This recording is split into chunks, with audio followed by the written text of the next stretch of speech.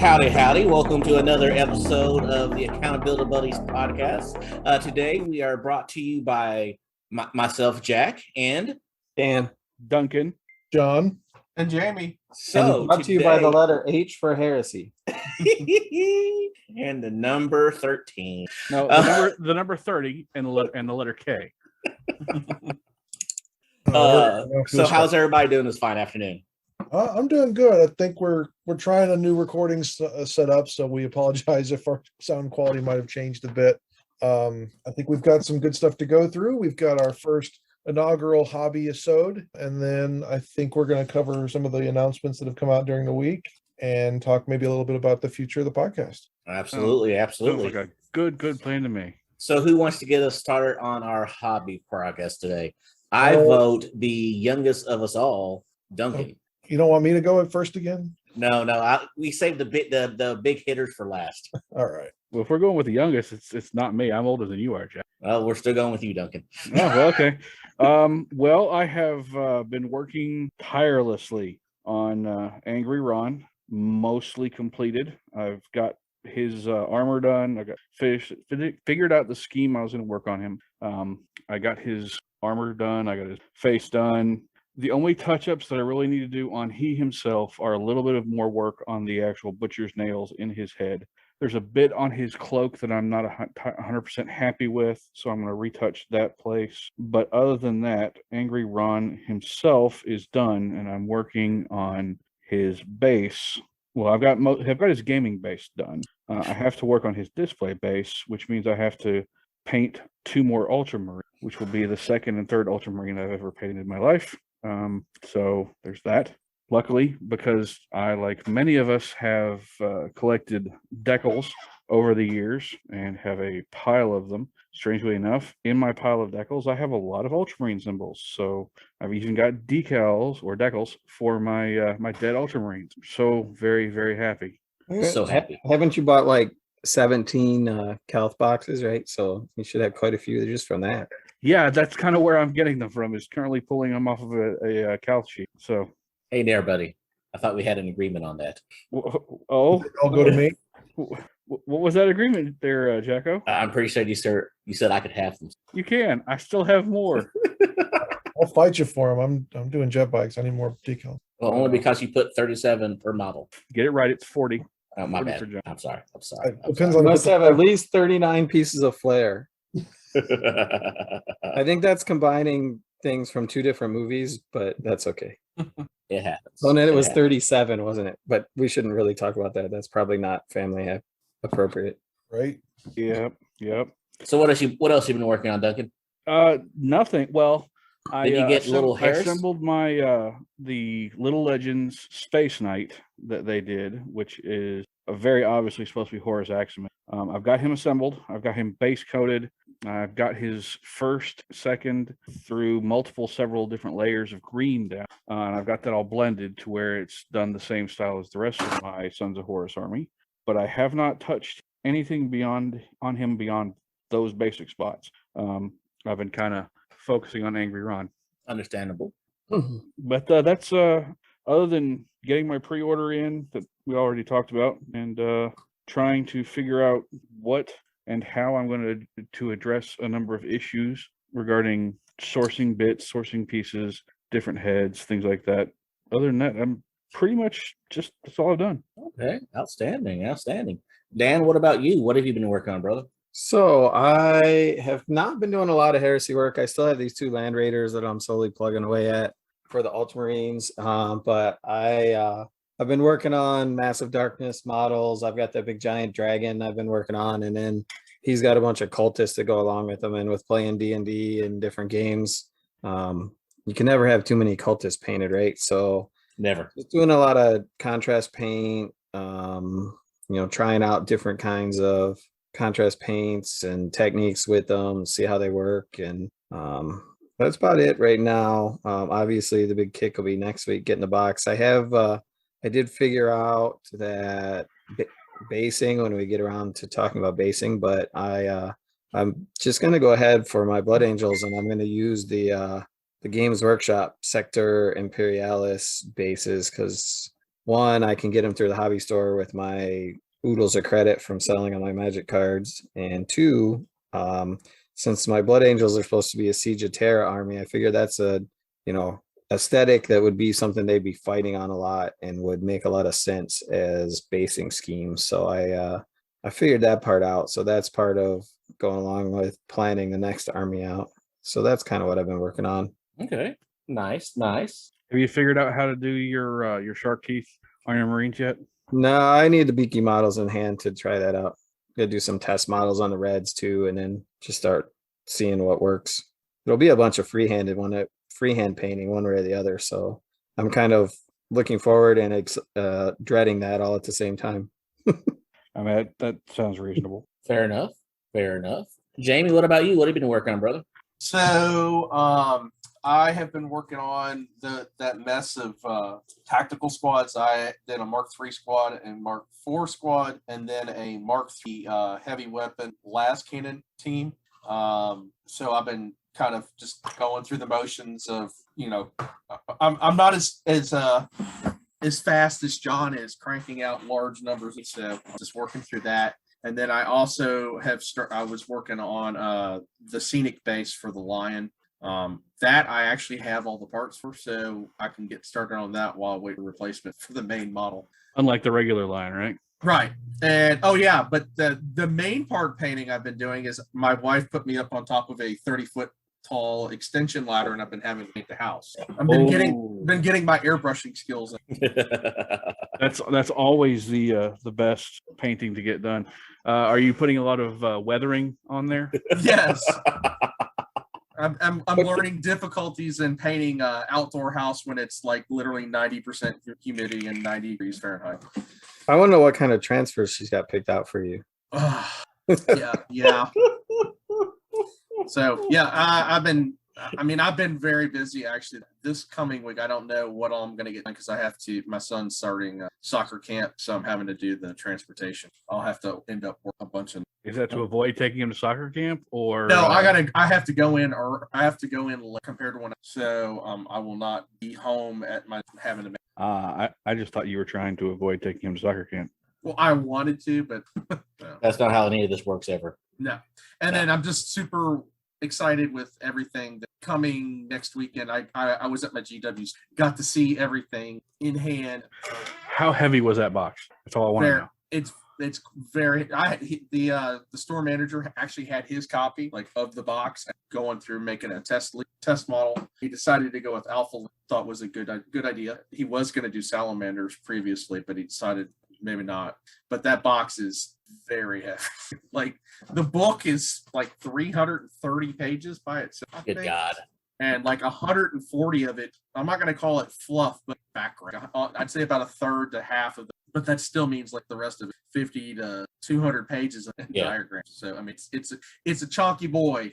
It's a hefty tome, is what you're saying. Yeah, and I mean that box. I mean, once you open that box up, you are not getting everything back in. I mean, it is stuffed to the gill.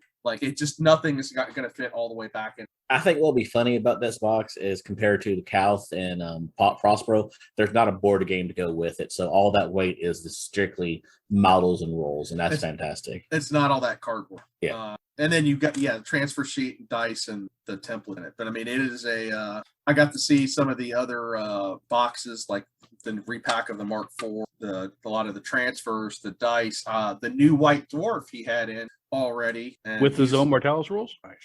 He's got my manager's going to end up running ZM. He's got a lot of Z stuff there in the I guess Necromunda stuff that he's got a lot of painted up, and he's going to run a lot of Z kind of smaller games to get nice. Well, before we kick it over to our big gun, I've been working on the motor pool for the Ultramarines. Got weathering started, decals started. Lot of this detail works on the tank. Nothing exciting for there. So, John, what have you been working on, brother? I will say I had a little bit of a slow week. I had 3 days where I was forced to go to a work conference. So I've only been able to get all the parts ready for my 6 Land Raider Proteus conversions. I built one last year. or was it year before? And I pulled all the parts together, counted everything, made sure I've got all the bits. Turns out I was missing a couple of Land Raider armor kits that Duncan's going to track down for me in the coming week. And then I decided that since my buddy's been working on his 30K Eldar for the Oz 30K Eldar that existed for a while there, which looks like is probably not going to happen in the future. There was some fan backlash about all the Oz 30K rules. I was cool with them. Most people I know were cool with them, but apparently he got some internet bullying for weird stuff. My buddy was building a big list for that. We're probably going to end up, because he's converting them all to be like Exodite, like half Eldar, half monster. Using the Sylvaneth line and the Eldar line, we're probably going to say that they're demons, and then we can move forward with that. He has roughly 50 odd jet bikes and shining spears and everything together. And so I made a deal with him that if he got them painted, I would paint my jet bikes alongside him. So I cleaned up my room before leaving for my work trip and found a box of 40 jet bikes that I had assembled the bike part about 2 years ago when I got the bikes from a friend of mine. And this week I went through after I got back from the work trip and pinned all of them. So I put a roughly 2-inch long 16 gauge steel wire into the bottom of them. So that way they don't have to use the GW flying bases to mount to their pill bases that I bought for all of them. I have 9 of those bases magnetized and ready for battle foam Magna racks. And then I found the other 31 or 30 odd bases for the other ones that I need to get magnetized this week. I've got some boring business calls that I can build the magnetic bases through that. Some of those bikes weren't assembled, so I went ahead and cleaned those up and assembled them. Right now I'm working on going through and cleaning up the torsos for the riders. I've already got the arms sanded down and the legs sanded down. And then Duncan was nice enough to print me some shoulder pads because a lot of those bikes for some reason didn't have shoulder pads. And then I also got the Land Raiders done. I found my painted jet bikes. I'd painted up some characters and some other stuff with those. And then I guess the giant super drill Ordinatus Architaeus, I decided I wanted to have that motorized. So I bought a cheap Chinese Dremel tool, and I've been slowly trying to balance the drill end itself so that it'll spin by itself. With this cheap Chinese Dremel tool, just kind of gutted and stuck inside the giant drill part. It charges via USB-C, so I don't have to worry about swapping batteries or anything like that. I'm just trying to make it kind of heavy enough so that it'll turn somewhat slowly, but at the same time look kind of menacing. So that's what I'm working on for that big guy. I got the entire carriage primed the other day when we had some nice, not surface of the sun weather. And then I also got all of the weapons for these jet bikes primed. So all 40 heavy bolters, plasma cannons, multi-meltas, and Volkites. I got all those primed as well. And that's pretty much everything for me. I got the Titanicus stuff that I got built last time. Most of that found its home in my Titanicus cases. I need to go out and buy some metal sheeting so that my wife can cut it down for me so I can finish the tackle box that I use for my Titanicus stuff. Turns out that the 2 trays that I had already built are Warhound sized, not Reaver and Warlord sized. So the War Master definitely does not fit. And then the Warlord Sinister doesn't fit either. So right now they're still kicking around in my CD case in my living room to be safe from anything walking by. But that's everything I've gotten done in hobby stuff this week for 30K related. Wait, just 30K related things? Is there other hobby stuff you've done related to miniatures? Yeah, so I also did a lot of cleaning up in my room with regards to paint. I kind of dumped everything onto the floor the other day, and so I had to reorganize all of my paint. And then I had to go through as well. I pulled out all of my BFG stuff, and I've got all that organized. A while ago on eBay, I won one of the old Games Workshop challenge boards that looks like a giant Bretonnian shield, and it's got ability to hang tokens on there, so you can say like, hey, I'm challenging you for this field. And I turned that into a giant keychain holder for all my GW and gaming related keychains, which I've then filled in about a day and a half. But it gave me the ability to go through and look at all my old collectible things from GW past and history past. So I found my 40K radio stickers from the first edition of 40K radio through the second and third edition of 40K radio. And then the keychain bottle opener that they had as well that came from there. I still have a bunch of those. Yeah, you gave me one because one of mine crapped out real quick. I had like they sent me a bunch of them when we were doing Toys for Tots, and they're like, just the winners. Yeah, they're. I've still got 2 of those, and I've still got a ton of stickers, and I also found this weird podcast. Y'all ever heard of this? This one is 500 Worlds, I think it is. that one ring a bell? Unfortunately, Zach is not with us tonight, so he can't Defend his make any honor. comments about that or defend himself. Right. Yeah, I thought I'd heard of that podcast. I have to say that those are quality stickers. So I've used a bunch of different stickers on my phone case, and that's the one that has lasted the longest of any of the stickers I put on my phone case of any kind of stickers I've used. So they did not spare any expense in the quality of their stickers. Yeah, and the design was really well too. Yeah. my wife did the design for his logo. My wife did Nice. Accountability Buddies, the group chat that originally started this podcast. She did the logo design for that and for our old dice bag that we have. Yep. Yeah.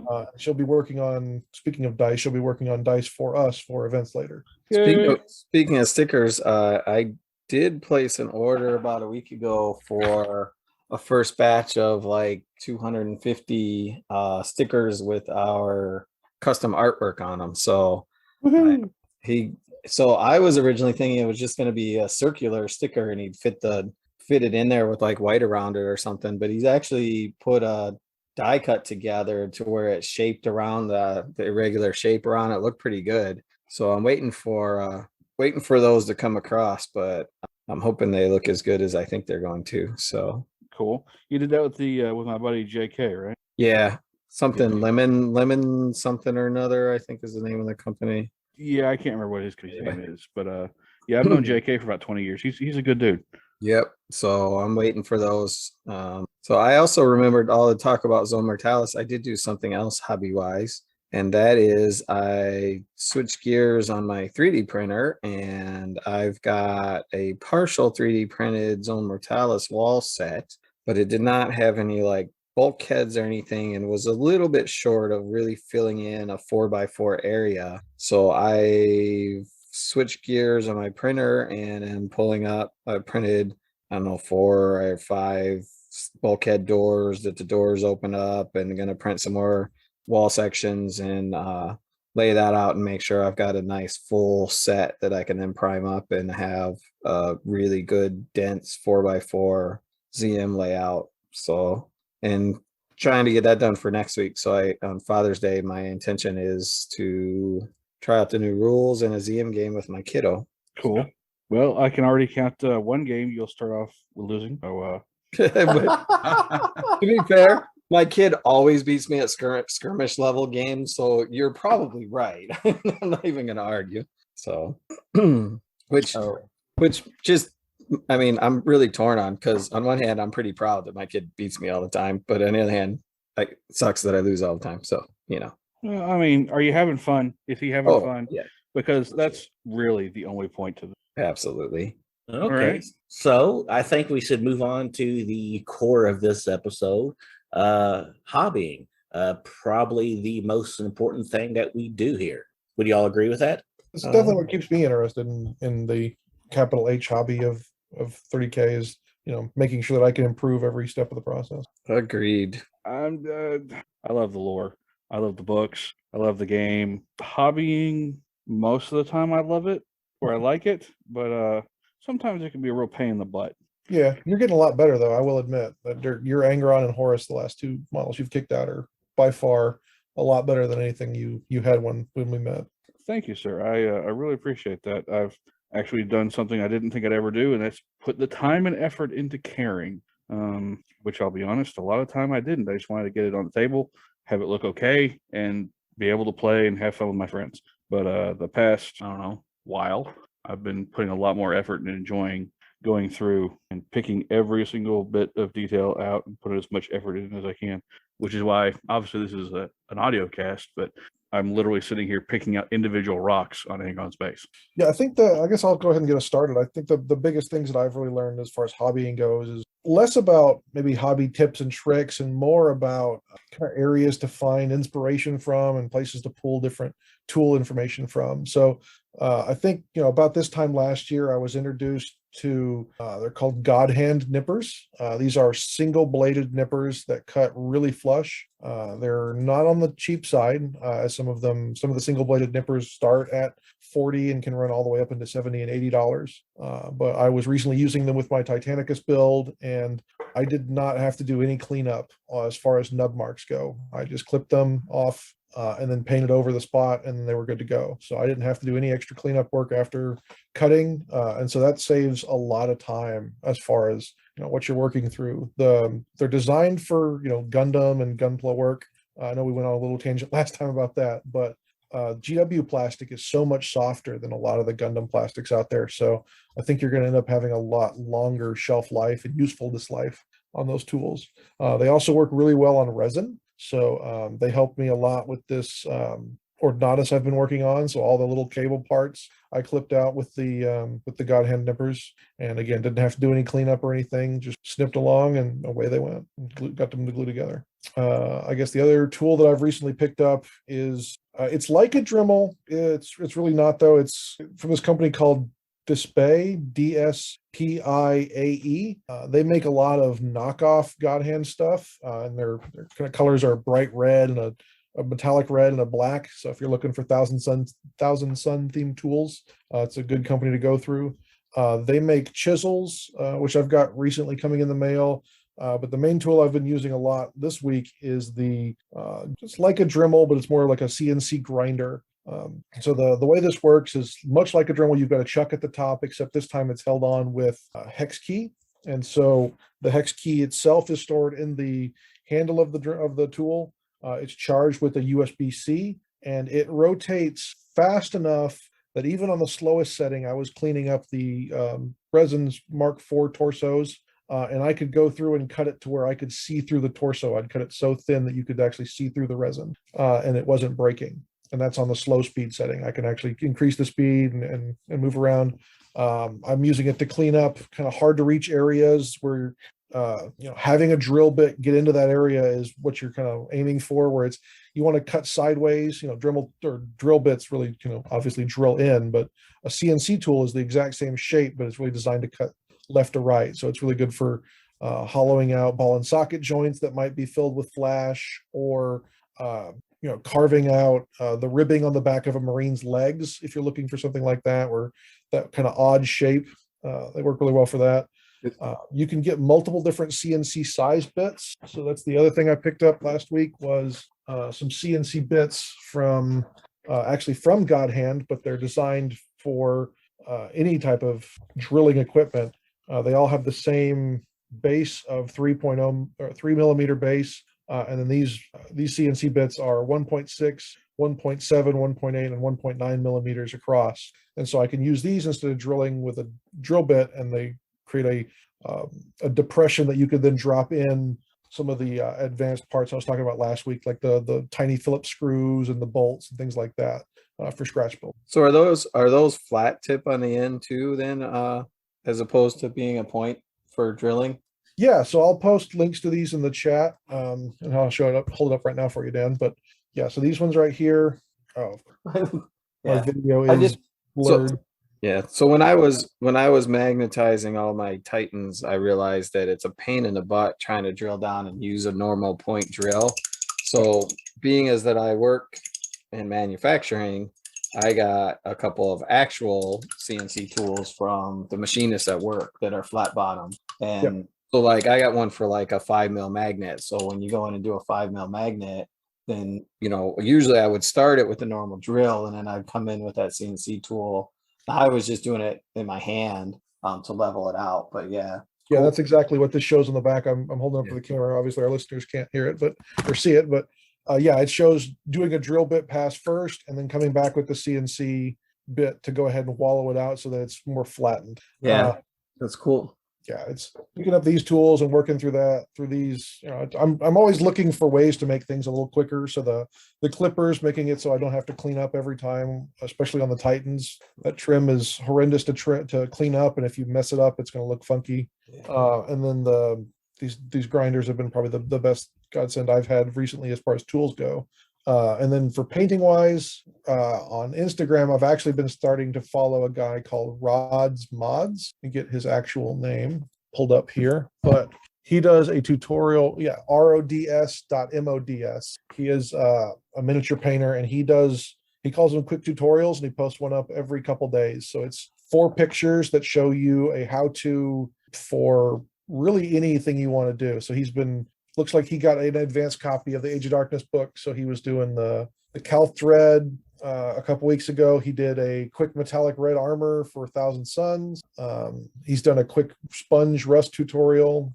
He's got a bunch of different quick armor or quick purples or quick cloths and things like that. So Rod Davis is this guy's real name. I've been following him for a while, and he does really good short tutorials and really has nice pictures on his Instagram. That's definitely somebody I would shout out. Okay, very cool. I know one of the things that I've just recently started testing that I'm a big fan of is the Green Stuff World I cannot talk today. The paints. Spell it out, Jack. Spell it out. They've got the Green Stuff World Pure Metal Pigment. Dag nabbit. That was so hard. Mix those in with a little bit of the whatever paint you're using.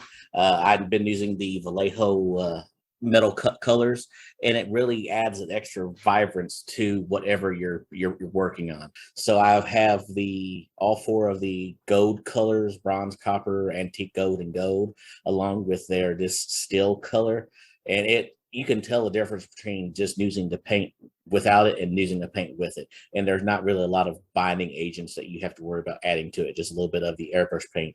It seems to really adds an extra oomph to whatever metallics you're working on. I've been doing something similar with that, except I haven't been using those. I've been using the Minotaur Ghost Tint. And for anyone who hasn't used those, they're part of the Minotaur airbrush line. I think they're $29 or so for the complete set on Amazon. Those are phenomenal for altering hues on any color you really want. Just mix them in or just going back over top of your other metals or any other color. They're gold or they're yellow, the browns, their various reds and their blues, in that it's amazing when you start sitting there working with those and mixing those, what you can get them to come out and look like. So those are actually developed as taxidermy. That's why they're so clear and very fine pigments. And that's actually how I painted a 1-to-1 scale swordfish for my brother-in-law. The Minotaur Ghost, the ghost tints. Yep. Like I said, man, I really love them. I'm glad they're airbrush wise. Yeah, the only issue I had with them is if you're going to put them on thick, that they seem to reactivate. So just put a clear coat over it. Obviously I was painting a whole fish, so it was really big. So I ended up having to put it ended up being 10 or 15 coats of each color just to build it up to get some stuff to blend together. But I just put a quick rattle can gloss coat between each layer, and it was no longer having a reactivation issue. I think I did something similar when I was using those to do the heat warping for the fell blade. I used the brown, the ghost tint yellow, and the ghost tint orange to do that glowing to browning. And Nice. I can't tell you how many different layers of gloss I have between them, but yeah, it really works. But yes, if you don't get it hardened and dried and reglossed, it will absolutely reactivate. But in light, also one more thing I want to touch on, the thing that John touched on is tools. I actually recently picked up a set of the ZM Studio Scrafio and detailing set. They're intended for ceramic use, and they're stainless steel tools that have cutting edges. These are stainless steel scrapers, edgers, stabbers, paddles, picks, all kinds of stuff. They're a really interesting set of tools that you can use to sit there and not just knife scrape things off of models to clean off aquilas or things that you don't want on your actual heresy. And I've been using those for 6 or 7 months or so to clean bits and bobs off of things I don't want, and they've done phenomenal. They keep a very good sharp edge They clean plastic up really well, and they allow you a lot of more fine control than you would get with normal like dental picks, because these are intended for artist use, and they really do the job well. I can't recommend them enough. That's about all I've got on hobby tools and the Minotaur line. So there's a couple things that I've picked up that I really like. So you talked about the snips and pulling, not having a little cutoff on the parts, but invariably you end up with mold lines models, right? So for a marine, use the back of an X-Acto knife blade, and it's pretty easy and whatnot. But I picked up for bigger models, tanks and things like that, it's a ceramic deburring tool that, again, they would use in a machine shop when you machine plastic parts. You need to pull burrs off of them from where they were machined. And so it is specifically made to remove flash and burrs from plastic. And so it's like the shape of a blade, but it's a couple millimeters thick, and it's ceramic, and it's got a handle just like an X-Acto knife or something. And so when you pull out like a tank model or something and you're trying to pull all that flash off, it works so much better, and you don't have to worry about cutting in if you're using the front side of an X-Acto knife, or the back of a blade is almost, a lot of times there's too much flash to deal with that. So that's kind of a neat tool that you wouldn't normally think of in your hobby tool, and you can find on Amazon. I don't know, $20 or something like that. $16.99, because I'm adding all these tools as we're talking about it to my basket right now.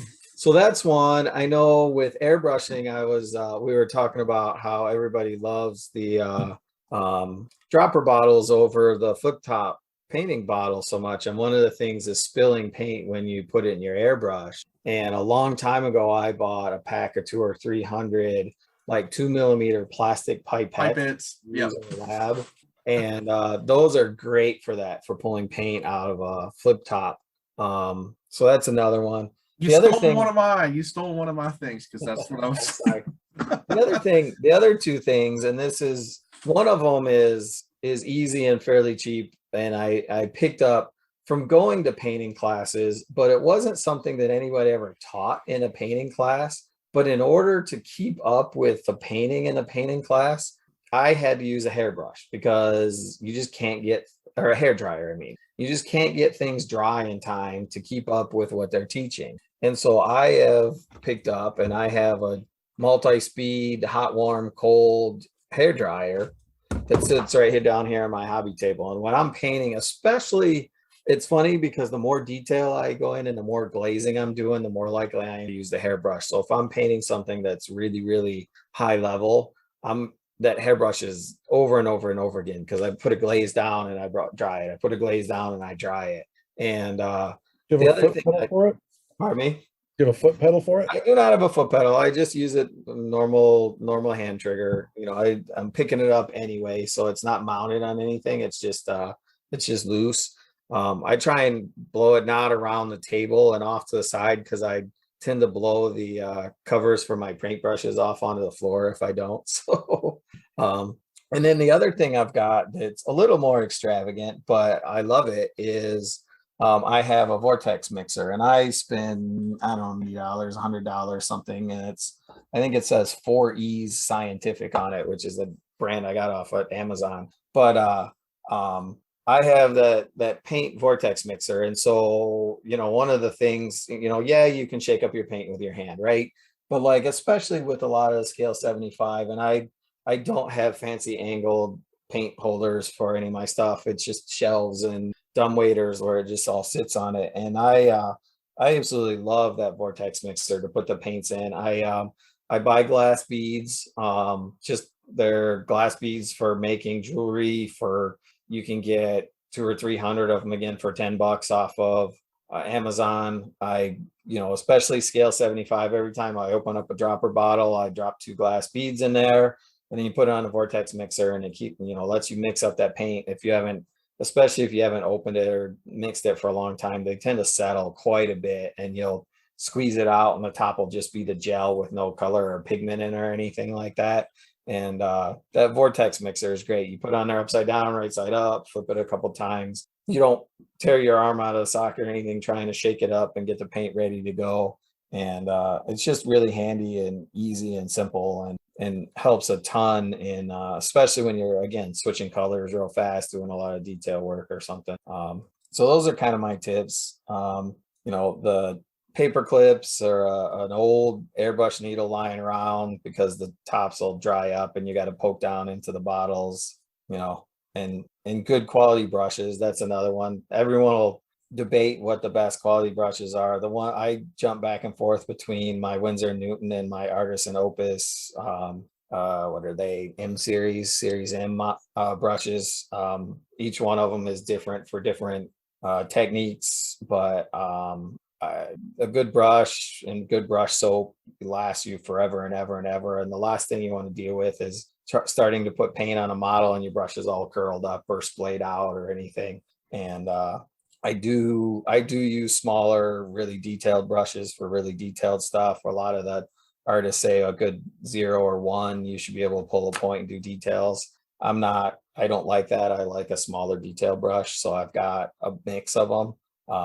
But if you take care of them, they last forever. You're paying 20 or 25 bucks each. So that's kind of my tips.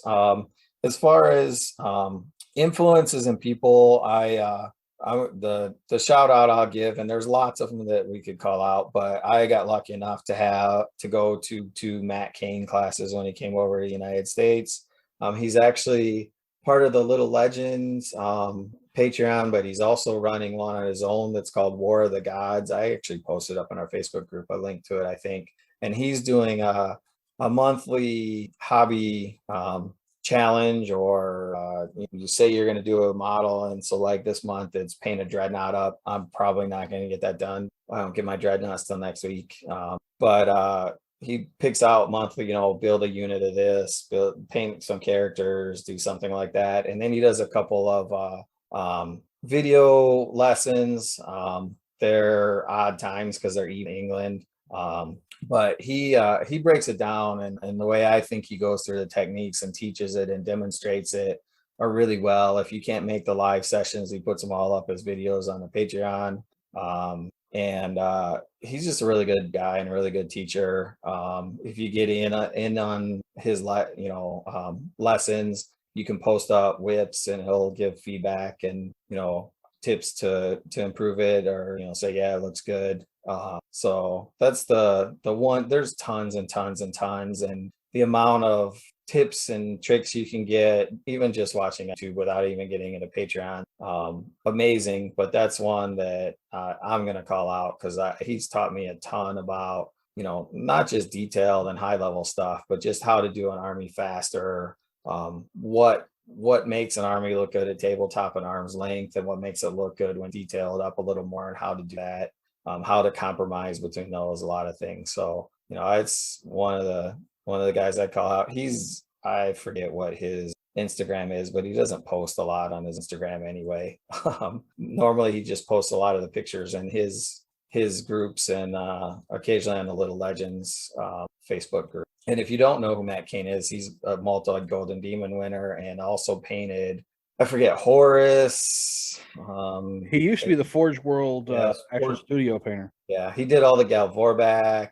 I forget what all the models that he's did for the Forge World Studios. So started as a mold maker, and they realized he could paint, and so he ended up moving on and painted a bunch of the studio stuff. But really did a lot of the grungy paint stuff up front. Was one of the look that we would all consider to be the classic war-torn heresy look. Yeah. He kind of originated. Yeah.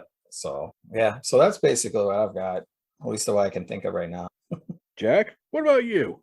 The biggest thing that I'm going to say, and not to discount anything anybody else said, is find what works best for you. For me, what works best for me is $5 brushes from Hobbytown, Shaker Box, that I'm pouring pre-thin all my paints in that I buy. Just finding the tools that work best for you and what makes you comfortable doing whatever it is you're doing, so you can sit there and do it for hours on end is what's best. I'm a huge fan of Badger airbrushes. I know that's a very controversial statement with some of the people that are here right now, but they've never done me wrong. I have 4 of them. Jack, I have like 14 of them and like a couple H&S. So you use what you got. Yeah. My problem is I want to upgrade to an H&S, but my Badgers just don't die. So I take that for what it is. I mean, I use a Sotar 2020 or a Everything? 105. Yeah, lately it's been Sotar 2020 for everything. I mean, Sotar 2020, Patriot 105, like the normal one, and then I've got a H&S Evo and an H&S Infinity. Like those are my 4 that I use like whenever I'm hobbying. I have one for different things for like different stuff that I'm doing. Yeah, I've got a Badger 150 from the 80s that my dad taught me how to disassemble back down to factory parts. I can replace every washer on it with just a little bit of hammering. That's what I use for priming if I want to be crazy. Infinity is the crazy detail brush, and I've got a chrome for everything else. Unlike Dan, everything other than that Badger 150 that I touched that came from the Badger company seemed to crap out on me, so I gave them all to my dad for Christmas last year. After the company repaired them, I'm not going to give them crap brushes that are just. I was about to say that's kind of a double-edged gift there, buddy. These are all broke, Dad. Good luck. But when you're looking for stuff, don't be afraid to look outside your normal hobby sphere. The airbrush holder I currently have all 4 of my airbrushes sitting on is from Harbor Freight because they sell airbrushes and whatnot. Don't be afraid to experiment. Don't be afraid to try something shiny and new, but also realize that sometimes if you have a method that works best for you, it works best for you, and keep on doing it. And there's nothing wrong with it. And just find whatever you're doing, make it as comfortable as possible. Those are the big hobby tips I have. There was one more thing I wanted to mention. Has anyone seen the Pro Acryl line of paints? Yep, it's done by the same people that did the was it Bombwick brushes? Yeah, Yep. yeah. I've started picking some of that up lately, and their colors are very, very high density pigment. Mm-hmm. Predominantly, most of the colors I use are the Vallejo Model Air line and some of the GW line. Have you tried the Com Art? No, I have not. Okay, because those bottles look exactly like Medea is the name of the company, and Com Art is the line of paints. But they Henry turned me onto those from Cult of Paint. Yeah. He told me about the white for that, and I've never found a more perfect airbrushable white than that paint. You can store it on your shelf, and I bought a super giant bottle, and I bought one of the little dropper bottles, and I just refill it whenever I need to. I've never had to thin it. I've never had to do anything with it other than pour it into the airbrush, and it works, and it covers amazingly well, like 2 coats over black, and it's so perfect for zenithal highlighting and things like, and establishing your pre-shades and things like that. It's such the perfect color, and I was just looking at those Pro Acryl, and they look like I've never seen somebody use that bottle type before other than Pro Acryl and this Com Art white. So that's why I was wondering if you'd seen those and if they function the same. Do those bottles open at the top like through twist? Yep. Okay, so they probably actually are the same company. I'm not really sure, but all I can say is, wow. I use these the 3 of them that I have. I use a lot of those to do Angron's white armor and then his gold. And holy jeebus, the coverage, not even using the airbrush on him, but just the coverage on brushing, it was 1 layer and maybe a tiny little bit of touch up, and then it was perfect. What I like about them is that their naming convention makes sense. If you want a paint that is blue black, you find a paint that they have called blue black. There's no hidden in the forest, deep in the dark green. No, my mother killed my dog red, nothing crazy like that. Yeah, this bright ivory really looks like ivory. I want to know what paint line you're buying that they call it "My Mother Killed My Dog Red." It's the newly announced Games Workshop line. Cornate Bloody Red, man. Yeah. I have skulls lining my back closet brown. I hide my money in my walls green because I don't trust the banks. You sure you aren't confusing like nail polish colors with paint colors? I don't know. No, I think he might be huffing that nail polish. I'm not really sure. What type of screwed up ducks came to your Halloween or Okay, Jamie, what you So got for us? I'm gonna be like all over the place. My recommendations for hobby because I like don't really focus on one thing, but I kind of have had to specialize in everything just because of like the stuff I've had to do with Toys for Tots and the size of the armies I normally build for that, requiring speed and time, and my personal armies, which are they're not John size, but they're rather large. So no 40 jet bikes? No 40 jet bikes. At one time I did have 17 Land Raiders, so and over 200 Terminators. So as everybody, some people know, I still am. I'm kind of a little bit of a guru for putting LEDs into miniatures and models and stuff like that to light stuff up. And one of my favorite websites to get quick LEDs that you really don't have to mess with, finding the right resistor values and all that kind of stuff. The name of the website is Evan Designs. The guy they're a little more expensive than like just buying bulk LEDs and wiring them up yourself, but he makes lots and lots of already pre-made, very easy to splice in or solder in LED. And they also, he's got all different types of sizes, light patterns. He's got different pre-made circuit boards for like different lighting effects. So like I've built a Necron model, the gem up at the top on the original one where it was like a clear green plastic. I put an LED in there that would pulse. It would charge up basically over time, and then it would do like a big just blast flash and release like all the light at one time. That was one of the places I got that circuit from Evan Design. As I said, they're not the cheapest place, but he does a really good job, and he's also very, very, very quick. So if you have a project, you're in a pinch, stuff cheap. Another place, if I'm looking for like bulk LED, is called Super Bright LEDs. I mean, very generic name. It's superbrightleds.com, and if you can't find the LED you need for whatever you're doing, the color or the size or the shape or whatever, it doesn't. I mean, it's like the supermarket of LED, but you have to know what you're doing with calculating resistor values. It's a little bit more complicated, but if you know what you're doing, it's a good place to go. And they also have like sales especially coming up like on a holiday or coming up July of sale. And they're so with painting, one of the big things, we've talked about paintbrushes and taking care of your paintbrushes and like the quality of your paintbrushes. It just depends on which. Another thing that no one's really mentioned is lighting for painting. The color and tone of your lights really can affect your paint skill. So I kind of learned this many a moon ago at Adepticon, that if you have, they're called OTT lights, OTTLITE.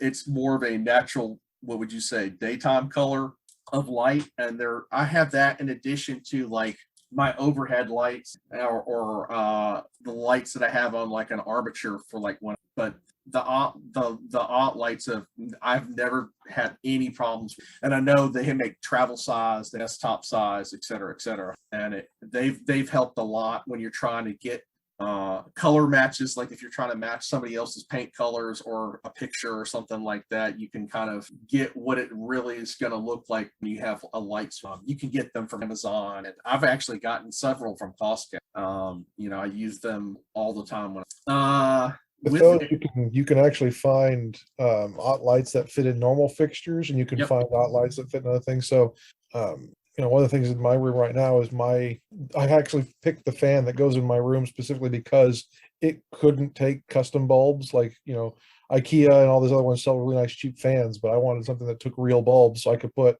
4 OTT lights in my room. So I wanted that nice bright light. Yeah, I mean, I've got like over my hobby station, I've got a huge like overhead LED like shop light, but then I also have like OTT lights and different color light bulbs on armatures that I can move in if I need. And also because I'm going half blind at this point in my life, I have to use like a magnifying glass to get close, because not my eyes are going blind, but my focal length has gotten so far out that like I have to hold it like over an arm's length away unless I'm wearing them. So with airbrushing, you know, like the amount of stuff that I have to airbrush like bulk wise and changing paints quickly or change, you're going to have to do maintenance on your airbrushes. And for the most part, it's not too big a deal, but every once in a while, you're going to get a nasty clog that you just can't get out with like normal tools. And I found this particular tool a long time ago, even before I had an H&S airbrush. So H&S is Harder and Steinbeck. It's a German airbrush manufacturer. I think they actually got bought out by Iwata, if I'm maybe mistaken. So they kind of are under the same company. Anyways, they make really, really good airbrushes. I'm not going to say I've heard them called like the Mercedes-Benz of airbrushes. I have 2 of them. They're workhorses. They're very easy to work on. And like if there's something wrong, you can get like a replacement O-ring kit for them for $6 and replace every O-ring and work right off the back. But anyways, there's a tool that you can use on any type of it's called an airbrush nozzle cleaning set. H&S makes. They're like around $20, maybe $15-20. It's a little stainless steel pick that comes in it's a very, very small pick. And you can use that to clean out the nozzles and remove clogs. And it also comes with like a micro fine brush to ream out any like leftover paint that's on the inside of your airbrush. It seems like something that you would never really need, but I've found it invaluable with the amount of stuff that I've had to airbrush over the past years or something like that. And it's a very basic tool, but it's like just the way it's constructed and how small it is to get in the airbrush tool and how well it's like, for me, if you airbrushing a lot, it's like a must-have kind of tool. Moving on, with bulk armies, especially like Horus Heresy, with the numbers of troops you're putting out. I don't know, you know, people have their own way of doing their bases. And, you know, some people are getting the pre-done bases now. I can't remember who was posting that up. There's like basically pre-painted and pre-tuffed, like little, you know, tufts of foliage or whatever bases you can get now. And then you've got the cast resin bases from, you know, tons and tons of different manufacturers. With me, I just use basic GW bases. And what I do instead of using like GW basing texture paint is I get these huge tubs made by Vallejo of texture paint. And so like a GW paint pot of their texture paint is what, I can't remember what it is exactly. It's like 20 mil or maybe 35 mil or something like that. It's not a whole lot. They're about $7-8. So Vallejo makes these tubs of basing paste that are over 200 mils, and they're $16, rough $13 to $16. And they have a ton of different colors and different texture. So like if there's a particular texture you're looking for, like for say like you're working on like lava fields, they have a texture that will dry that, and it may be black. And what I've done is if I don't like that color, I will airbrush over the texture paint and then hit it with a wash and then hit it with a dry brush. And so like if I'm doing like an example, like, you know, I've got like 30 troops that I'm working on right now. I just cranked out 30 bases in like an hour with using this texture mud with a plastic knife, spreading it on like peanut butter kind of, or making textures with the knife or a green putty tool. And then it's ready to get, you know, ready to paint right away. And then you can blast them with airbrush paints or whatever you got to do. So it's like bulk texture paint, and the textures are very, very good. Now I will say they're an absolute mess to work with. So sometimes I would tell you, if you're not really experienced with them or you don't have a lot of work area to set stuff down to, like a shoebox and cut it in half, or a piece of cardboard to put the bases on, and then have like plastic gloves or latex gloves, just because the stuff makes. AK Interactive makes them too. They call them diorama Okay. paints. That's what I used for all the when I was doing those tables. That really wet mud is from, Yes. is from AK, and it's, my wife still thought it was wet when we were packing it up for the convention. It was so good. And yeah, so Vallejo used to not make them in colors. They used to just make it as a simple tub. Right. It was just called pumice. Right. And so if you can still find that stuff, it comes in white usually, but yeah, I've still got some of that I mix in my own colors with it. But yeah, I love that stuff for all my basing. And it's pretty reasonable too. That's the way one reason I really like it. And you can get them off of Amazon. So like if I'm I'm getting ready to do a bunch of, like if I've got an army, like a Toys for Tots army that's getting ready to go out, I will get like a tub of that so that I have it ready if I have to do stuff. Yeah, and one $16 tub will last you a whole army and then some usually. And I've actually seen people using spackle for the exact same purpose. Yeah. Oh, I don't. Yeah. Well, I mean, this is just, I don't know. I think it's easier to use this stuff because it's already pre-colored and pre-done. Spackles, sometimes you can get like cheaply mixed and sometimes it'll be flaky. This is just a lot finer and nicer in my opinion. And as I said, there's a bunch of different textures. There's like, I'm doing my Dark Angels are kind of a Martian theme base right now. So like I have kind of like ashen waste, like very dry, arid bases right now with like very dusty. But then like my Night Lords are kind of like we're on like kind of a volcanic field. So like it's very different textures, but it's like, it's enough of it that you're never going to run it. So there you go. I know we've kind of mentioned this maybe before. I know a lot of us use paints, but the Vallejo metal paints, the metal color paints, are very good. And they're decent size and they already have a mixing bead in it. But I think, John, you said that they may have a shelf life on them, if I'm not mistaken. That was me. My game store, the local game store, said they carry them sporadically because the Vallejo says they have a shelf life on them. But I've had some bottles around here for, I don't know, 4 or 5 years, and they definitely still spray good. I used them for my base undercoating for all my word bearers last fall and spring, and they're great. I know John turned me on because I picked up a different color. I forget which color it was, the chromium maybe, or magnesium. Magnesium. Magnesium, yeah.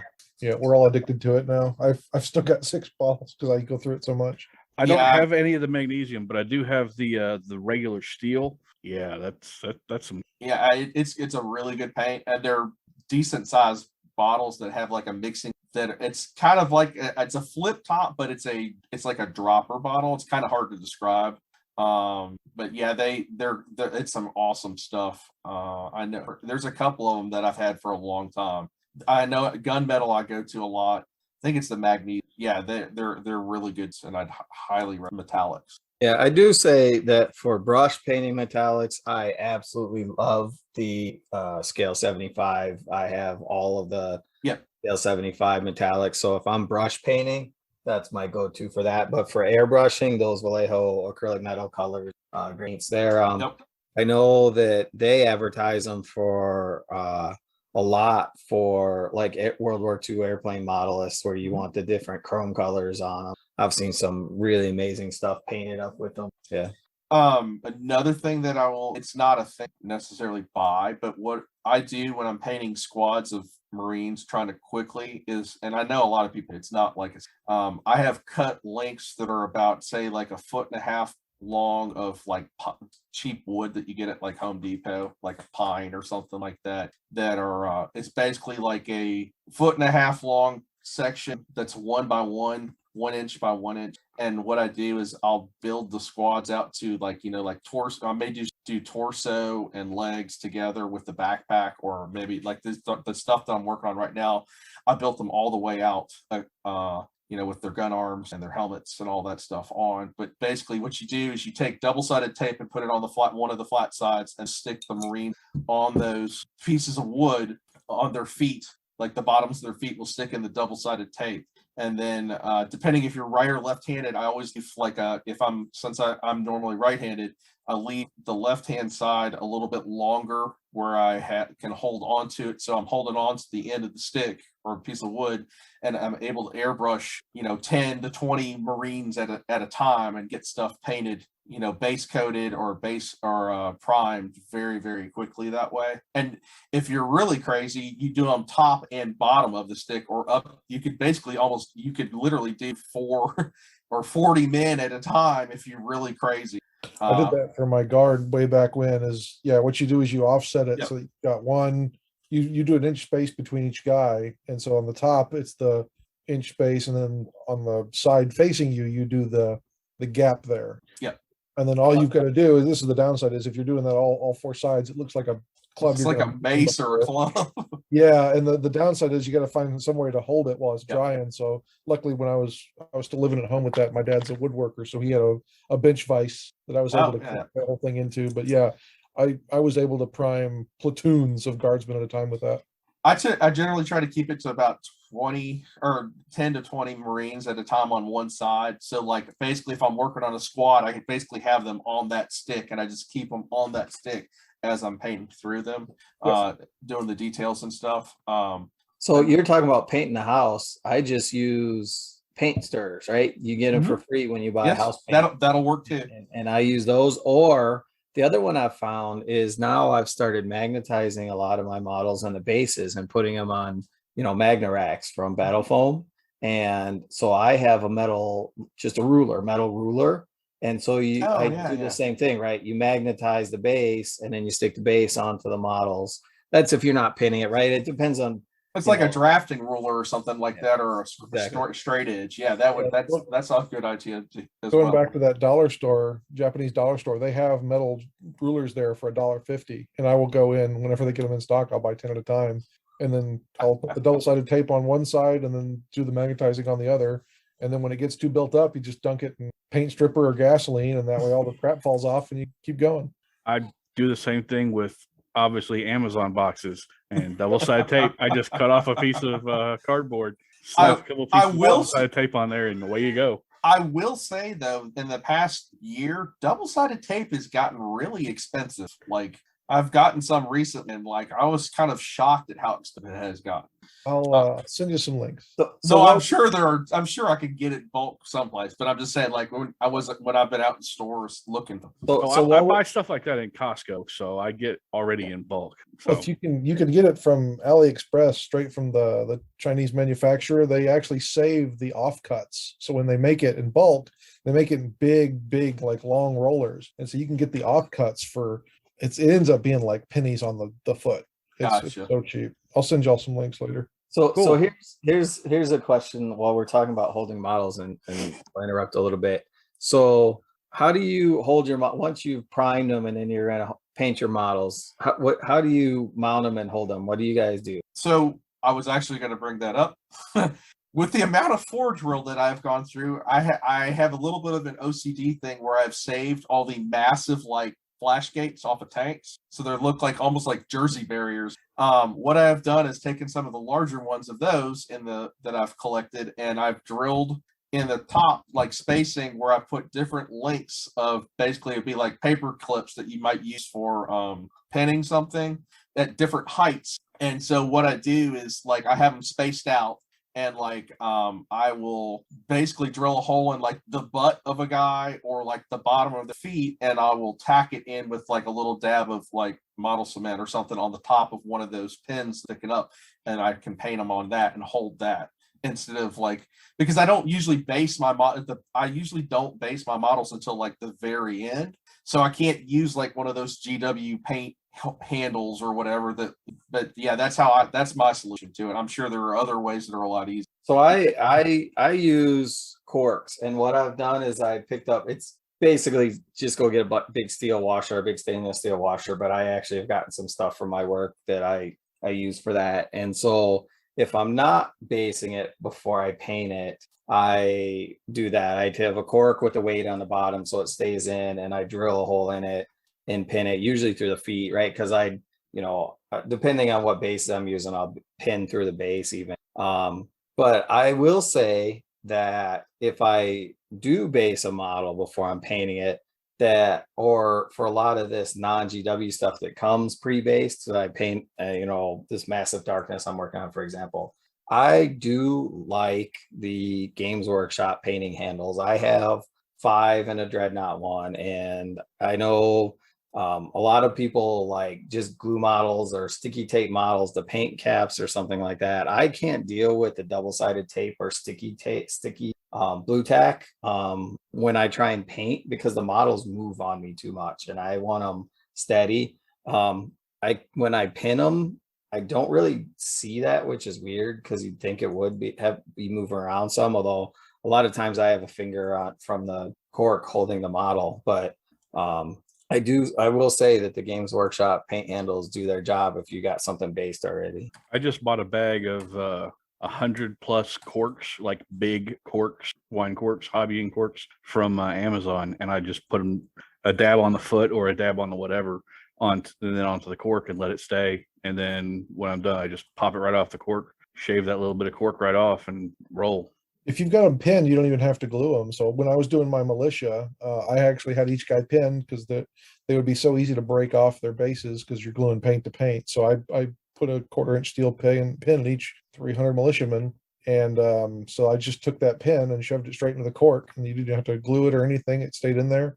With my Marines, I actually glue them to the base as part of the assembly process and then build up the pumice that Jamie was talking about as part of kind of making it look like they're sunk in a little bit into the ruins as they're walking through. So it really depends on which army I'm doing, depends on which way I end up painting them. I actually understand. My basing, I don't do those. I actually do pre-built bases that I then have to paint.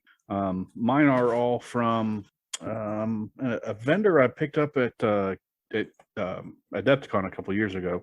I got all mine from Elric's Hobbies, and I use depending on what army it is, each of them have different basing style. My World Eaters are done on kind of a ruined cityscape, and my Sons of Horus are done on the interior like ship deck, so that way it kind of looks different. My Blood Angels are all the Games Workshop Mechanicum, whatever it is, basis. Sector Mechanicum, yeah. Yeah, Sector Mechanicum basis. So I like the Sector Mechanicum, and I like the Necromunda bases. The problem I was having was GW doesn't make every base size with their stuff, and almost no one does. So specifically with my Mechanicum, which was going to be coming up, but it looks like we're not getting Scutaria rules when we get into later with the releases. So Green Stuff World makes hollow bases now. So they're whatever base size you want. They go from 20 millimeter rounds up to oddball pills and everything in between. I think they stop at 80 millimeter circles, so you can do dreadnoughts even with them. But they're hollow, so that way you can fill in with water effects or whatever else you want to add. So I've got the mud effects that I was talking about earlier, and I've got a bunch of other like cast body parts and trash and water bottles and ammo crate, things like that. Secret Weapon used to have bases like that had like a raised lip, so that if you were doing like I know my Space Sharks started, yeah. I had like certain bases that were basically like, of course, it's basically like skulls, and then I would fill the skulls up with blood effect over the top. So they were literally like walking through like just ichor of just mountains of blood and skulls. Nice. Of course. I 3D print my own hollow bases just for fun because why not? Another trick that I'd like to bring up. How many of you all use a wet palette? I do. I have one. Yeah, I've got one. I don't use it. Jamie? I have one, but I don't use it. I don't use a wet palette, but I get the same wet palette effect by using bottle caps because they've got that kind of waxy inside there. I find that it really helps retard the drying on the actual paint rather than putting it onto, say, a piece of paper or anything else. And since I have this terrible habit of drinking Ale 8 and occasional adult beverages that come with twist off or pop off bottle tops, I have this pile that I literally have a small box of for nothing but bottle caps. And obviously, again, no one can see this, but I constantly fill them up with paint, and I can just keep going right over the same thing because when it does finally dry, it dries really, really solidly on there. And I've got probably a good 30 or 40 bottle caps just for this express purpose. And if people don't know, Ale 8 is like the state soft drink of Kentucky. It is. It's what I also mix with bourbon. And pass out at Adepticon. Yeah. Well, it wouldn't be, if you couldn't mix it with bourbon, it wouldn't be the state drink of Kentucky. Right? I will say I've been told that I actually like the flavored version of it, and I've been told that's not so by certain people that are on the broadcast. So who might be named me. So I use a wet palette, and I have a Masterson's wet palette, but there's two caveats to that. So first of all, they have their paper you're supposed to boil, and it comes with a sponge and all that. I never got any of that to work. So I bought off of Amazon a bunch of chamois cloth. I don't know if you know what that is or don't, but like car guys will know for sure, right? You use it to dry your cars, but you can just buy, and it happened to be orange color is what I got.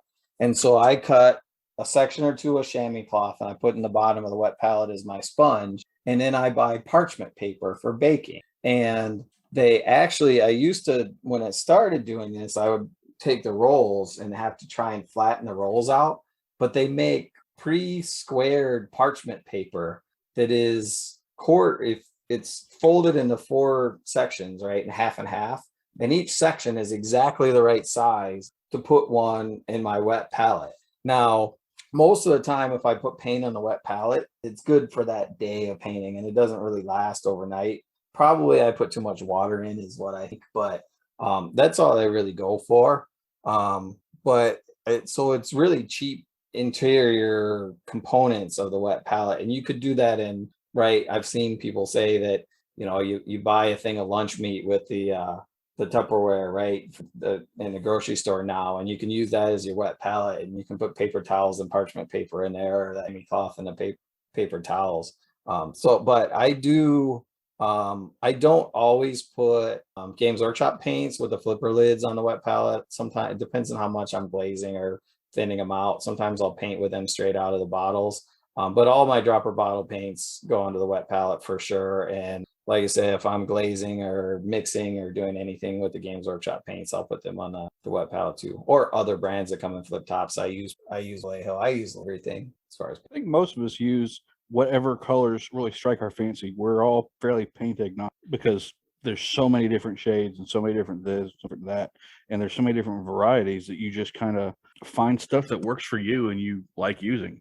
So with that, let's go ahead and transition into our next topics. So today, the 12th of June, we got a surprise GW news posting. The next evolution of Citadel color paint is coming. All we know is that we need to prepare our brushes for July. They had a really cool cinematic trailer for paint that showed off all 3 major game systems of 40K, Age of Sigmar, and Heresy. The Heresy one, obviously, the coolest part. But yeah, it's the last time we saw this much excitement at the Paint Labs. We ended up with the spectacular Citadel contrast paint range, and what a revolution that was. What do you think is coming? Let us know your best guess on Twitter, Instagram, and Facebook. Airbrush paint. Redoing the airbrush paint line. That might be why I was at my GW store today, and GW apparently with the shipment just randomly sent a ton of airbrush paint. I really think that what we're looking at is that we're going to have pre-painted miniatures, and everything's going to be painted as Ultramarine. So Duncan. So the best leaders. Okay, no problems in this. I mean, you're going to have Ultramarine Orcs, you're going to have Ultramarine Dwarden, Ultramarine Eldar, everything. Everything's an Ultramarine. I want an Ultramarine Saruman. Yep, you'll get it. You'll get it. Ultramarine build a horse? Sure, whatever.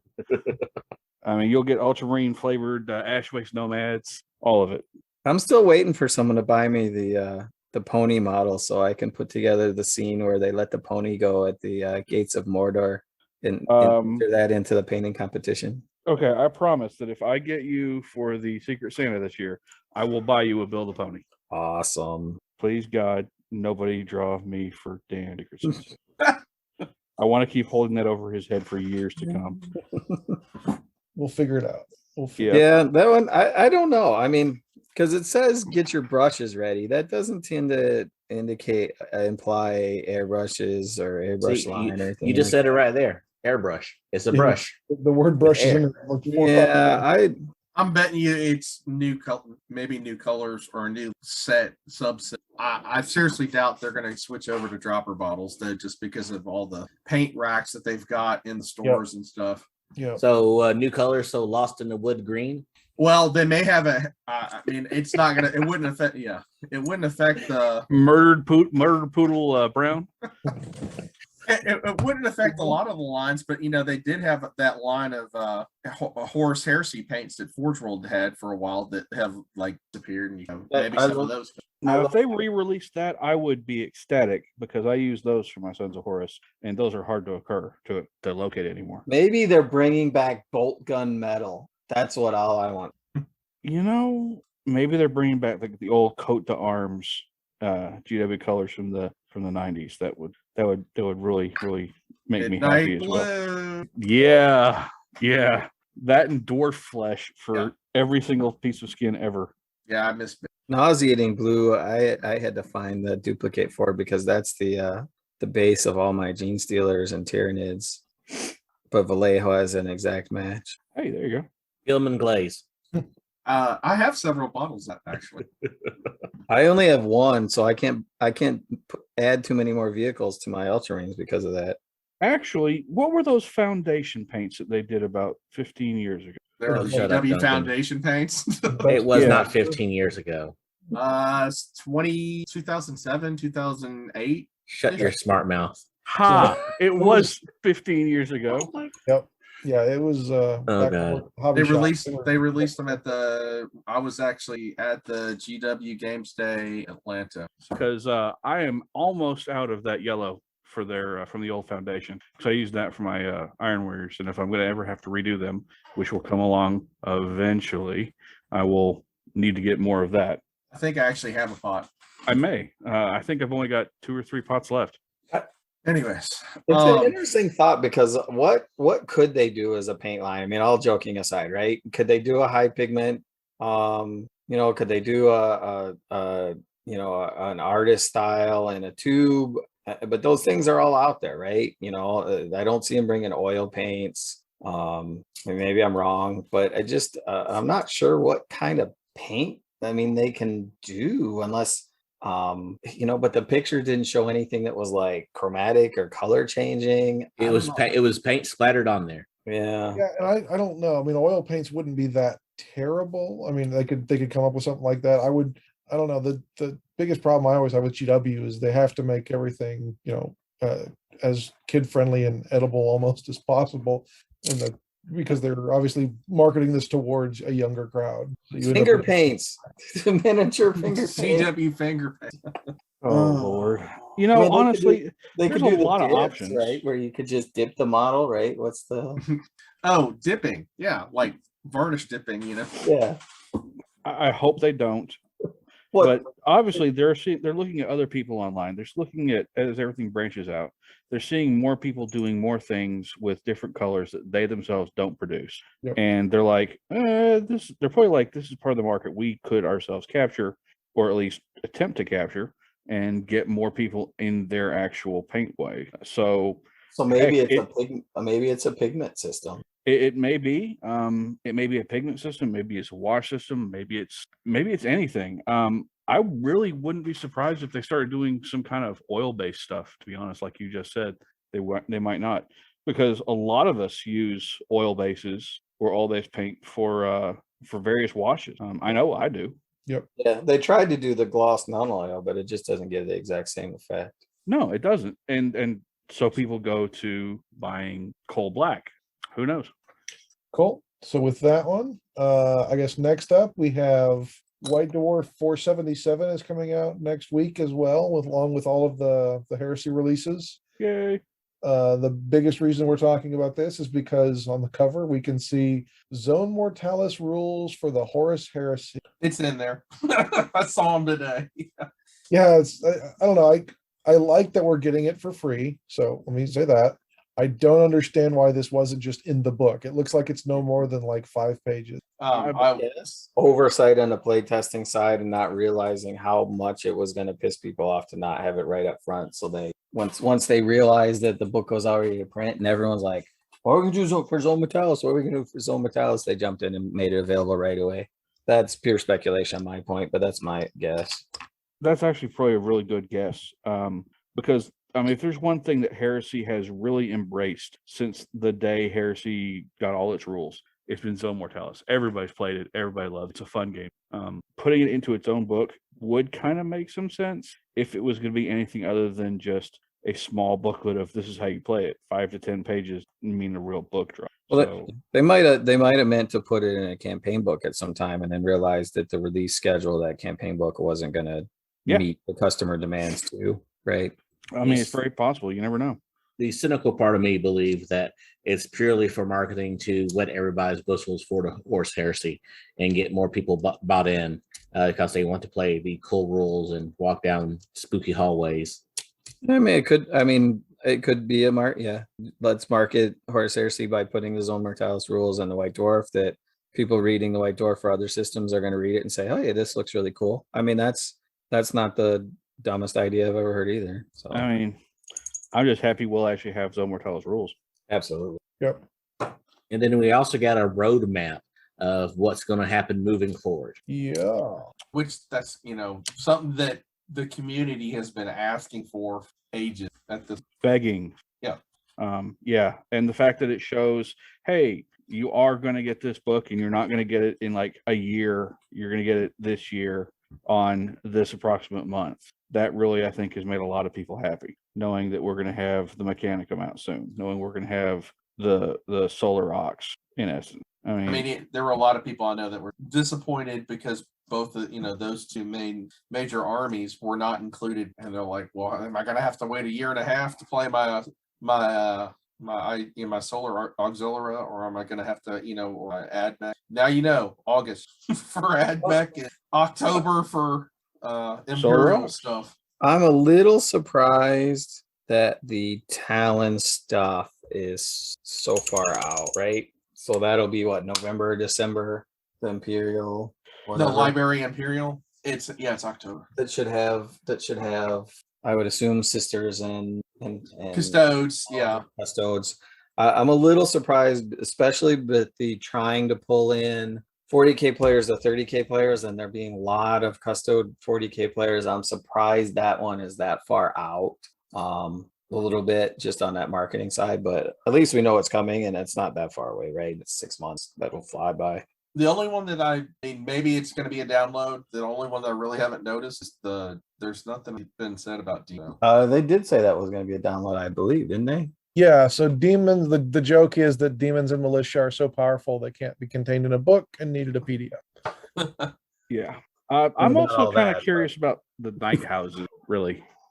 So the night houses were going to be in the Mechanicum book. I believe they said. Yeah, they're in the Mechanicum book, which is actually a good way to segue into our Heresy Thursday article was Unleashing the Machines with the upcoming Liber Mechanicum. I'm going to have to buy that one so I can finally understand what the hell Mechanicum's all about for this edition, since I never did the last edition. Robots. Yeah, I got that much. That's about as far as I knew. Beep boop.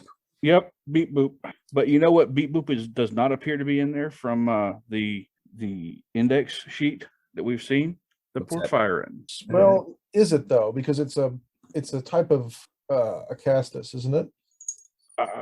Is it? I mean, I thought it was its own.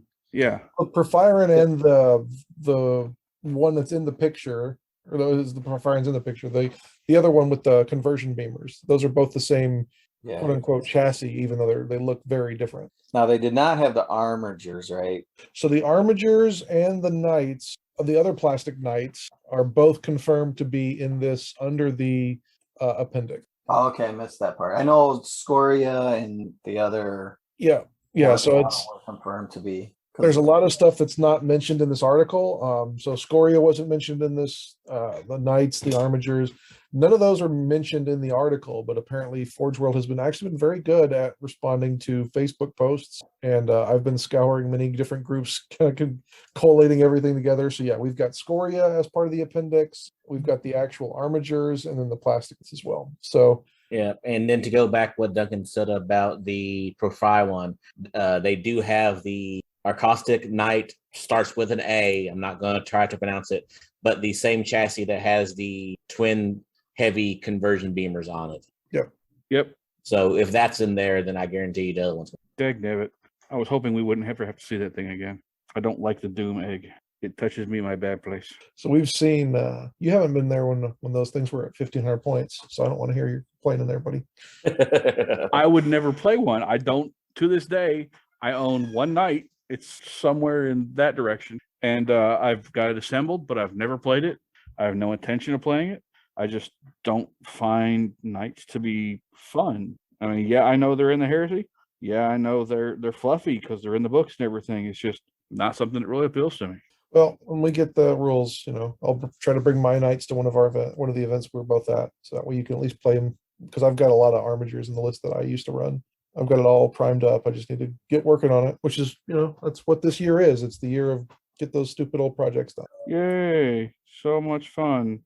And Facing add new knights. projects.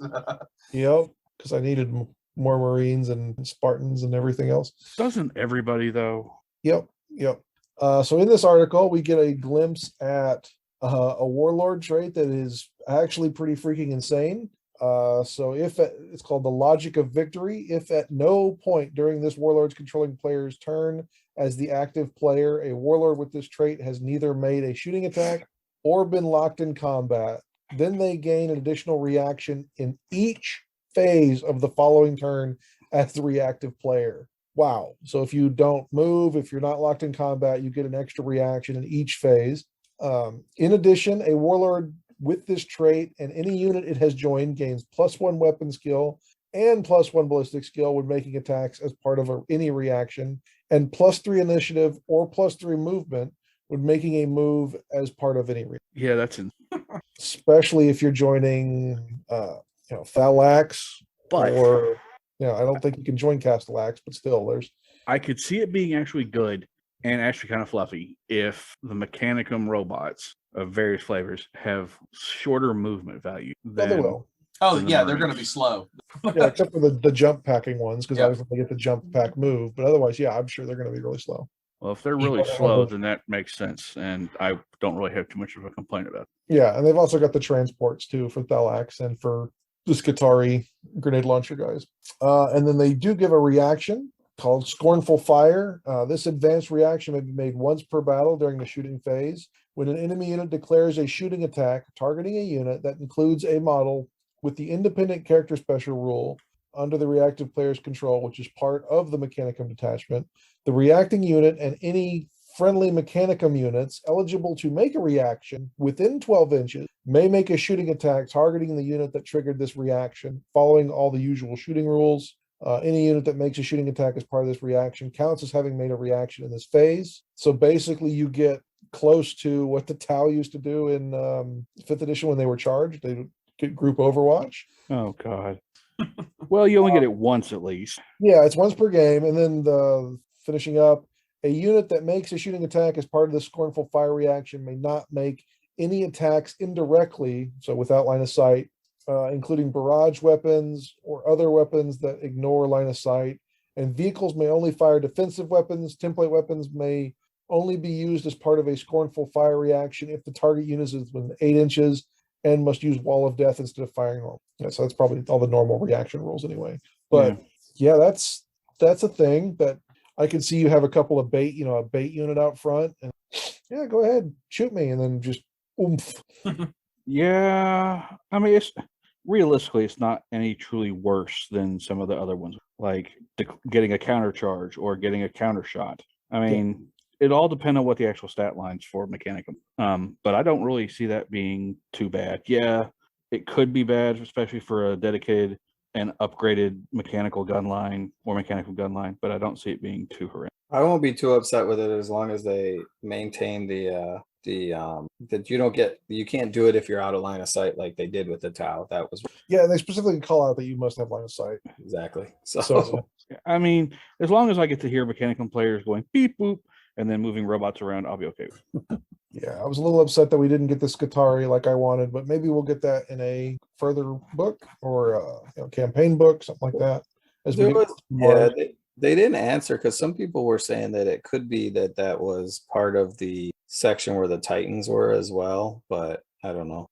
Yeah, I know what you're talking There was about. some speculation about that. Yeah, and they could always, the guys that currently have the grenade launchers, they could always just have in there, like you can swap your grenade launcher for a arquebus rifle or whatever, they want to call it. I mean, So, no telling what's going on in there. no, I would really like to see an increase in the Mechanicum line model wise, to be honest. That's something I've always said. Well, and including more of the 40K stuff would do that without having to release more models. So Yeah, it's not like I have a giant tub behind me full of unopened boxes. I still want to build one of the Dune flyer things with the flappy wings. The what do you call it? Steampunk looking Yeah. Olithop or whatever. Yeah. Ornithopter. Yep, I got three of those because they make bombers or transports. Yeah, I just like the look of some of that stuff. Huh? I really do like the look of some of that stuff. Kind I of makes me don't want know. to see it come over to 30K.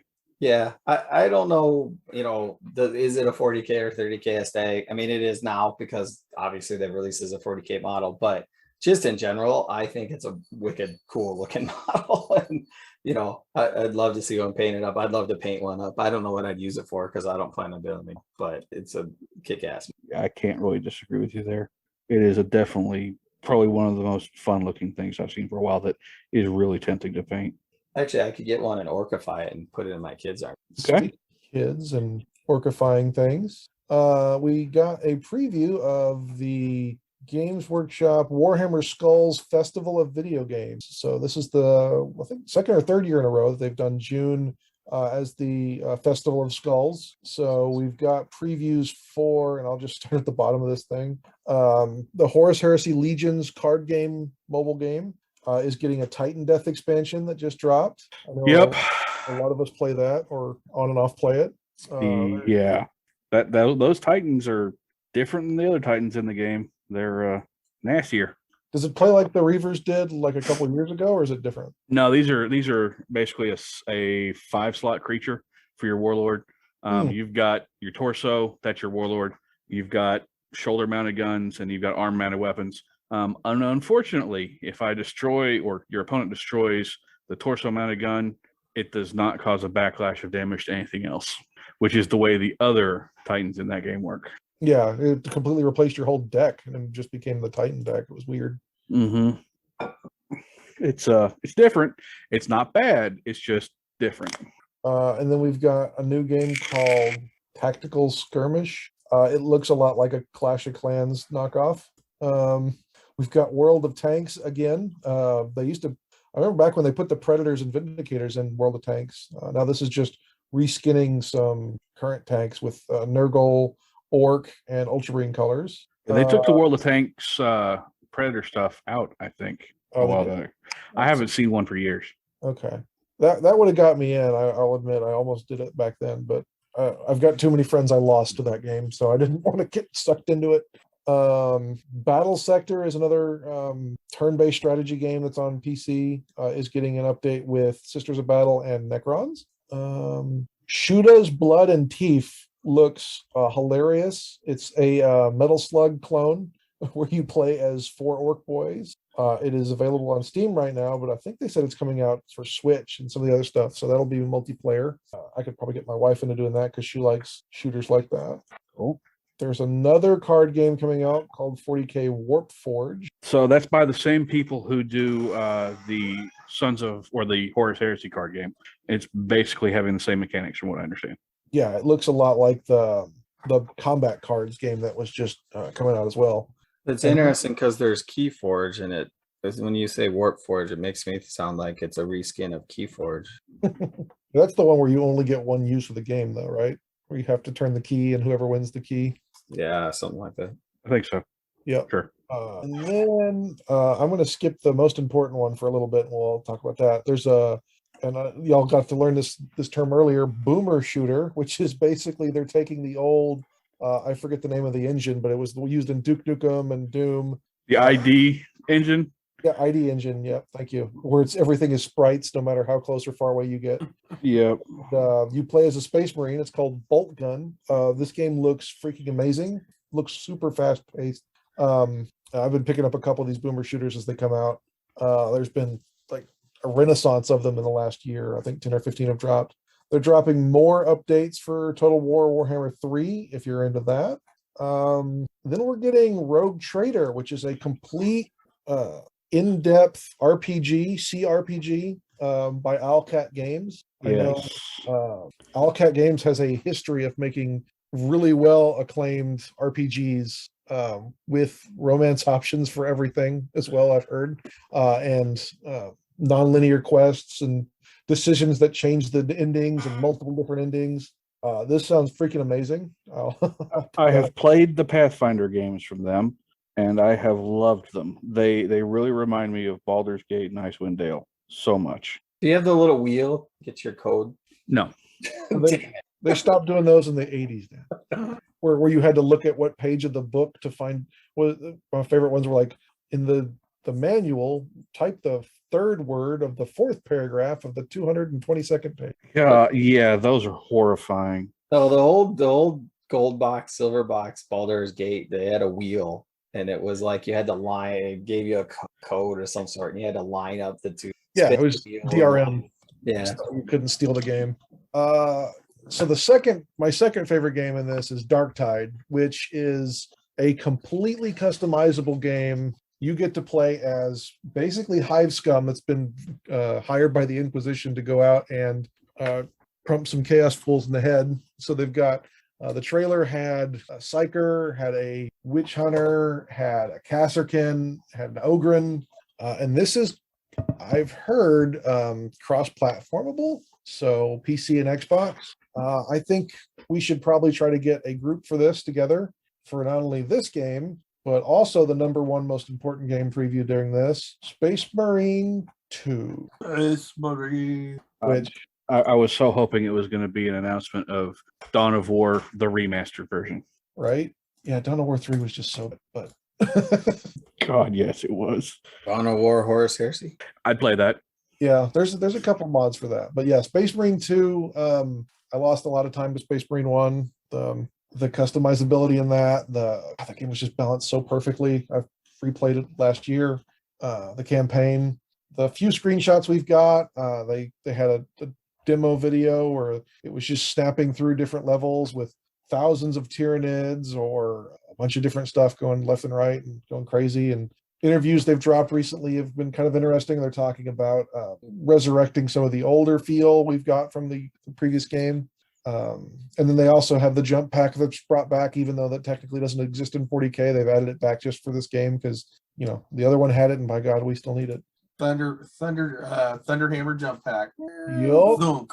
Oh my God, not that again. I played that demo so much because that's all you had for like 6 months. I loved that game. I loved the multiplayer. I loved the actual story. Yep. It was just so fun and so meme worthy. Yeah. I think as these come out, I hate to give up painting time, but I think we'll probably look at, you know, setting up groups so we can play with listeners and everyone can, you know, kind of hang out together and play these either on Steam or through Xbox Live or whatever we want to play on. Yeah, I'm definitely down. So I have an admission. I've never played the original Space Marine game. I would get it on Steam, man. I think you would enjoy it. Yeah, it's Probably, Ultramarine. You love Yeah. it. And it's got I hate Ultramarines on 40K though. yeah, but it's not the Ultramarines you're thinking of in 40K. It's the good Ultramarine. It's Which not ones are those? all of them, but it's not like I'm trying to say the writing isn't the very like, this is exactly what we do, we follow a book. In fact, that's actually one of the problems in the story is there's a young recruit that's like motivated or elevated to this command squad, and he's constantly fighting with his captain about not following the codex so much. And the captain's like, look, you know, it's a book, we got to be able to fight, you know, and do what we need to. We could use it as guidance and move forward. I just finished reading the book on that. The short story was it? Rules of Engagement. Yeah. With Remus featured very heavily. Yep. It's a fun game. It was fun when I played it years ago. It's fun when I revisited it to play it again. Yeah, it still holds up. It does. It's still good looking for being as old as it is. 15 years old. There we go again, making me feel old. You know, speaking of the group thing, another thing we've talked about, and I'm not the one that knows enough to make this happen, but we have tossed the idea out of making a Discord channel to where we can do hobby chats. I know that's another thing. Jumping back to the hobby tips, one of the things that really motivates me, and I get probably more hobby done during the week when we record than any other time, sitting and talking to people about games and painting and whatever really motivates me to sit down at the hobby table. And I that was the Accountability Buddies origin was coming into Adepticon 2019. So in fall of 2018, the bunch of us all sat down and joined this group, and That was originated by Pretty and Jake. Pretty and Jake, and we would, there would be almost nightly, 4 or 5 nights a week, be sitting doing hobby chats, painting stuff, and I still try and jump into some of those when they're out there. I know a few groups do them, but I love that idea, and so that's something that hopefully at some point will come to our Discord chat. We'll have the ability to have anybody who's in our Facebook group jump into our Discord and chat hobbies and work on stuff together. I wouldn't object to doing that with our Discord, especially since apparently there's ways to keep the podcast channel private to where people aren't sitting there and kibitzing in while we're actually recording. Being the Luddite I am, I don't know how to do that. So yeah, no, me neither. If this was able to be done on Windows XP, I'd have done it. Yeah, Windows has been the bane of my existence this past week. Yeah. Forced upgrade that hosed a computer and some other stuff has not been fun. Forget XP. I liked Windows NT. That was the version. It had hardly anything in it, so you didn't have to worry about it. Yeah. Of course, I've ran computers on DOS without Windows on them, so that tells you again how old I am. Yeah, Not because I wanted to, because Windows didn't exist yet. I started with that. I had Windows 3.1, and I knew many DOS commands back in my youth. Not something I do a lot anymore, but it's something I definitely had before. But I think that pretty much brings us through all of the news discussions we wanted to have. We've done our hobby chat. We've been regaled with great wonders of the universe, teachings from afar. Is there anything else you guys want to cover tonight? Just how excited I am that the next time we record, we'll have a book and a big box of, actually multiple big boxes of plastic in hand, and be talking about the real thing of Horus Heresy 2.0. Next week is going to be awesome.